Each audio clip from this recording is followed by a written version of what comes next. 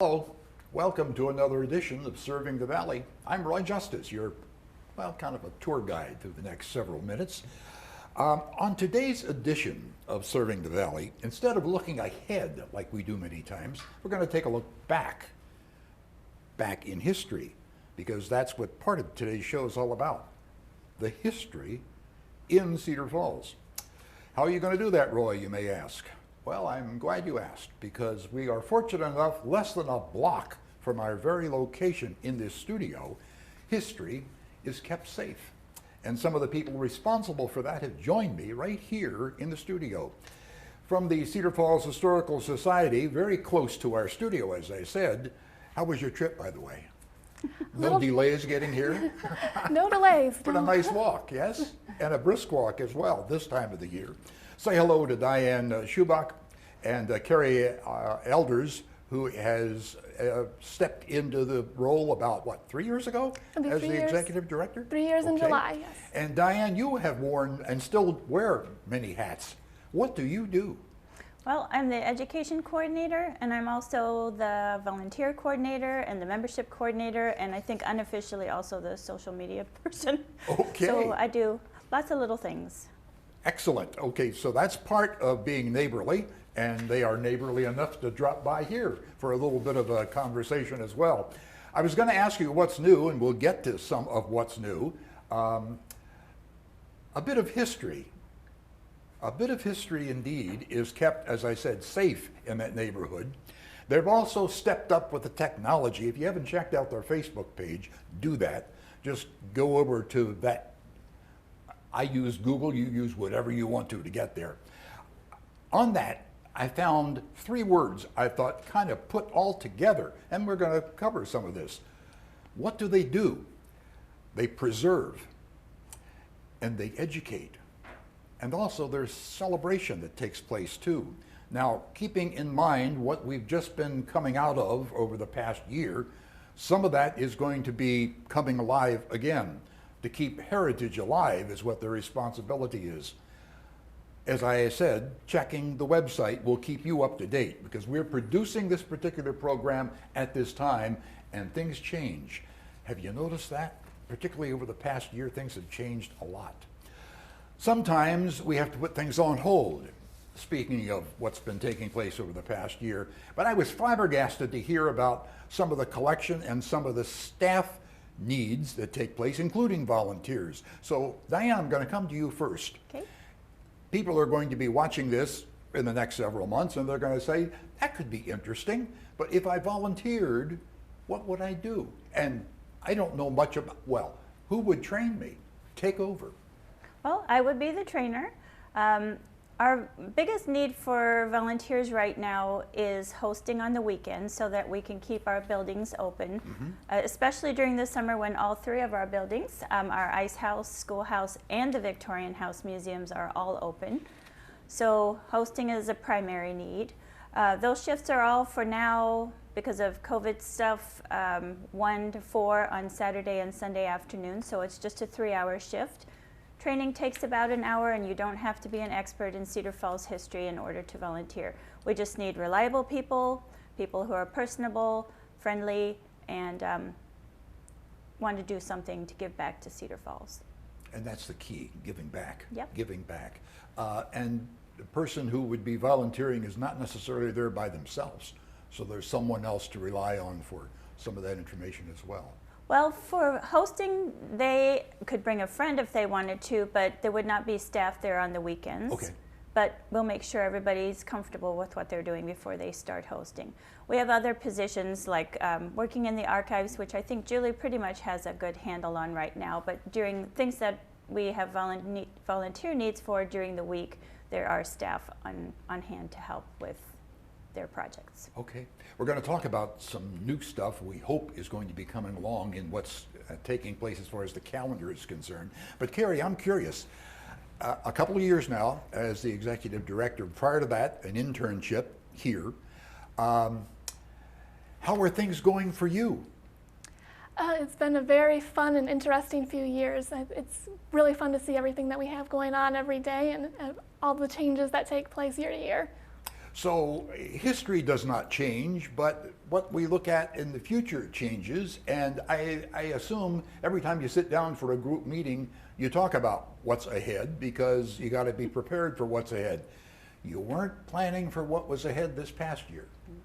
No, I don't think any of us could have predicted that we would be in a pandemic last year, and so we had to do some very quick thinking to pivot so that we could keep doing the preserving and the educating and the celebrating, even if we couldn't have the same amount of people in our buildings as we are used to. Okay. Now, I said some things were put on hold. What was put on hold? Well, I don't know that we would necessarily say we put anything on hold. We just had to change how we were doing things. So we had a lot of programs planned last year, as we do every year. We always have a program series to go along with our annual exhibit. And so a lot of those were shifted to virtual programs instead. Okay. So we were still able to offer, I think, about the same amount of programs as we would in a normal year. It's just in a different format. And how did that affect the education part of what you do? We had to find new ways to really reach our audiences, and that included using social media a lot more and learning the technology needed to turn those programs into videos that we could then share. It's so interesting, particularly for me, and watching all the Zooming that's been going on, or whatever the sites are that people are using. You learn how to, what is that supposed to, oh, wait a minute, that's me. How do I adjust this and so forth? We've all gone through some learning. I think some of that probably is going to stick around, particularly in the business world. I think we're going to find the use of Zoom or whatever. We've learned something. We've learned something new. Speaking of something new, as I segue into what's coming up that you're sure about is going to happen, exhibit-wise. So our exhibit for 2021 is called Art and Heirloom, Quilts of the Cedar Falls Historical Society.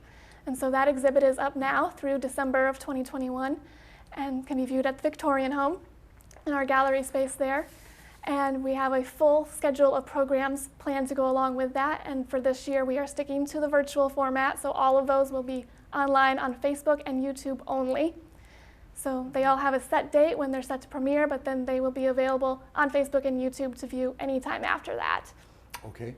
And as far as the education program is concerned, are there still room for ideas? Are you always accepting people's ideas of something they'd like to see added to what you're doing? Not just the collection, but the education programs? We do yeah, like to keep things fresh. We've got a new way of doing field trips, and that came out of a collaboration with the Cedar Heights third grade team. Every year we have all the third graders in Cedar Falls schools come to visit, and right. Obviously we're not having them come to visit. Last year we sent out virtual field trip videos to the schools who hadn't made it last year, but this year we've done something a little different, and I think teachers are realizing that as we get to the end of the school year, some of these new field trips need to get booked, and it's actually been a really fun way to extend what they do with us, but have it happen in their classroom. So I think there's always room for suggestions and comments from people.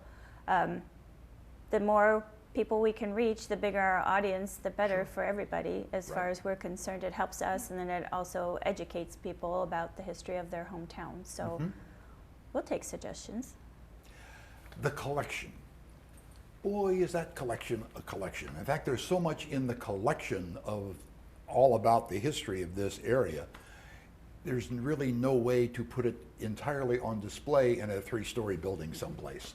So where is it when it's not being seen? We have several different areas where we store our collections. So obviously environment is very important to keep those collections preserved. So we have different areas, especially in our building at 315 Clay. The lower level of that has already been renovated to house collection storage, and there's also some in the lower level of the Victorian Home and also some off-site storage.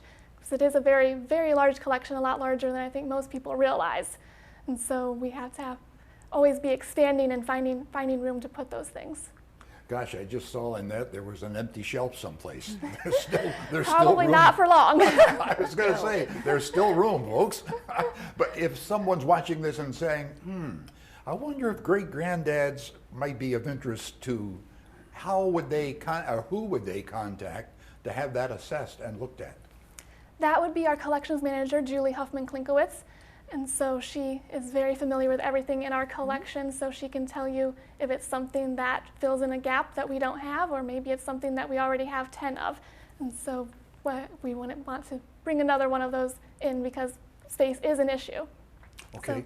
I don't expect you to be up on all the stuff that you've got in inventory. You could probably find a list someplace. But out of curiosity, you've spent time there. You know a bit about what you have. What don't you have? Is there a void area within the history of what's been happening in this area that you'd like to find more of? Diane, what do you think? We have a little section of each of our newsletters that goes out that is a wish list. So there are some things that I need for the classroom, for instance, but there are also things that Julie would love to have in the collection. Right now, I know that she is looking for yearbooks from, I think, both NU High School, the Price Lab School, and Cedar Falls. I think especially the last 10 years, I don't think we have any yearbooks of. Really? So if people have yearbooks that they're cleaning out, give us a call. If it's a year Julie needs, she'll let you know, and if not, she'll let you know that too.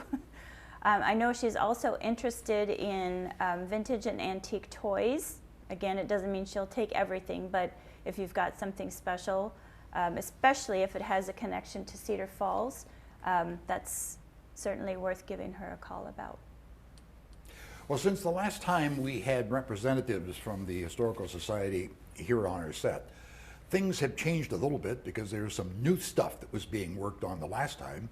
The new stuff, is that partially open now, or almost all open, or where are we? I guess what I'm asking is, where's that train set? The train set for now is still at the Victorian home on the lower Okay. level. So we do have plans to eventually move that to our new museum at 315 Clay Street. That'll be a museum focused on business, industry, agriculture, and transportation. So the train set will be a perfect fit there. But we are still in the process of fundraising for that building. So it's still in the works, it's coming, but not quite there yet. Okay, nice segue into fundraising. Always looking for a little help from your friends. If someone is watching what we are doing right here and say, you know, we've been around Cedar Falls for a long time, maybe it's time we give a little bit back.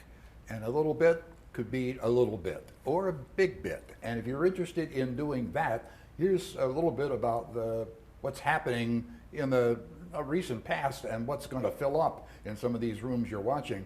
But it doesn't come with smoke and mirrors. It comes with the help of donations. And if you're interested in participating in that way, there's probably someone on the other end that could receive that and would welcome those gifts as well. Yes, if anyone is interested in contributing to the Historical Society in general or to specifically to that 315 Clay project, I would say that I'd be happy to talk to them about that anytime. Okay. Now, the hours to reach you, and where do we reach you? You are in which building? You're not at the Ice House. I got that one narrowed down. Where do we find you? Our offices are at the Victorian House Museum at 308 West 3rd Street. Okay, within the site of our studio right here, as a matter of fact. If we had a big window to look out on. When we do these when I do these programs, I put together a series of questions, and I call the whole series that we're doing Educate Roy, because I don't know a whole lot. But sometimes we get to the end of these programs, and we're coming up on that in just a few minutes. Why didn't Roy ask us about? You brought a whole series of things in a little sheet of paper right there. Did we forget to touch on any of that? Or is there something there you'd like to contribute to our session today, Diane? I think this is just a little reference for me about our program series Carrie mentioned. We always have one that has to do with our annual exhibit since it goes all year long. We try to do a variety of programs, some families, some individuals, some workshops, some lecture. Typically, there's a nice picture of one of our helpers who was a volunteer, Glenda Riddle, doing a program on canning that we had a couple of years ago. In addition to our exhibit series, which again is virtual this year, everything will be on Facebook and or YouTube on the announced planned date. Okay. But we also have what we call our Cabinet of Curiosities series, because our space is so sort of permanent in the Victorian house. We have a couple of spots that we change out every couple of months.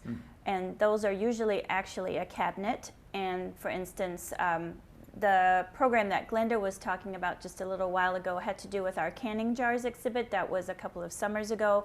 And then she did a presentation and a workshop on preserving food. We have one up right now about rolling pins. It's also in the kitchen cabinet. And we obviously will have in a little while a YouTube presentation to do with that as well. So check back to the Victorian house. A lot doesn't change in it, but the cabinets we try to change out pretty seasonally, and so there is always something new if you come several times in a year. There's a video that was put together, and I think it does a pretty good summation of a lot of what we have not been touching on and some of what we have. Let's take a time out and watch this. The Cedar Falls Historical Society is like a little hidden gem that people don't really know about, and we're here to be a resource for the community. The mission of the Historical Society is to engage the community in the celebration, education, and preservation of our heritage. So we definitely emphasize that history can be something that happened yesterday as well as 100 years ago. The Cedar Falls Historical Society's museums actually encompass a campus of multiple buildings. We have the Barron's Wrap gas station, which also serves as a tourist information locale. We have a wonderful program at the Little Red Schoolhouse. We use it to tell the story of rural education in Iowa.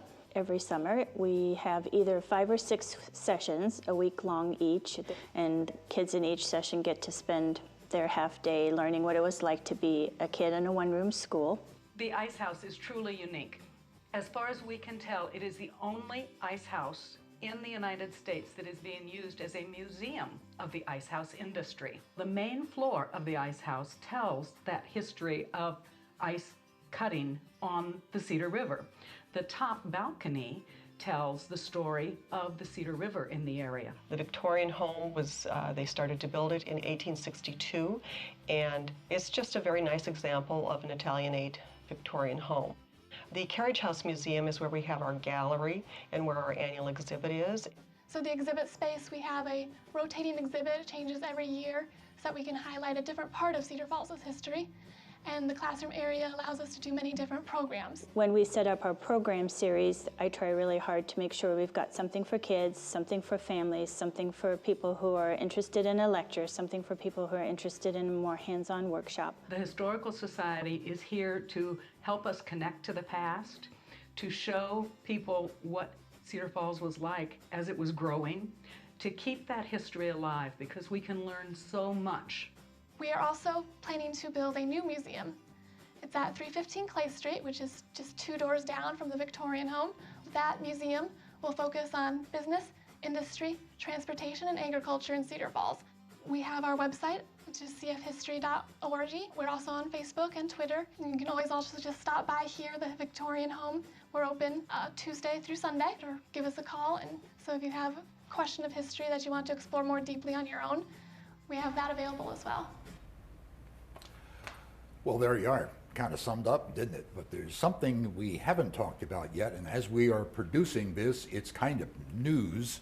And as you are watching this over the weeks and months ahead, you have an opportunity to participate in something that a good friend of mine is involved in. Rich Congdon does a great job in touring. He tours himself, but he takes along a gang with him, and you have an opportunity to be a part of that. Talk about what Rich has got cooking for later this year. Yes, so Rich actually just announced yesterday that he has a holiday trip planned to Arbor Day Farms in Nebraska. So that'll be early this December. And so watch our website and Facebook for more information about how to get signed up for that. Excellent. Okay, now to get signed up for volunteering, let's repeat again how people can do that. Well, they can call us at our regular office phone line, 319-266-5149, and ask for me, Diane. Or they can contact me at historyeducation@cfu.net, which is my email account. and just let me know what you're interested in. We take all kinds of volunteers. I have a wonderful lady who helps me with social media posts. When we have an emergency like sandbagging at the ice house for the 2016 flood, people came from all over to help us out with that. If you like gardening, give me a call. When summer pops up, we will have all kinds of little spots that need care. So it's almost like if you have a talent or an interest, let me know about it and I'll put you to work. Diane, thank you very much. And Carrie, thank you very much. Our community thanks you for being a part of what keeps us looking back as well as looking ahead on what goes on around this beautiful place called Cedar Falls. And thank you for being with us as well on this little journey. Until next time, serving the Valley, I'm Roy Justice.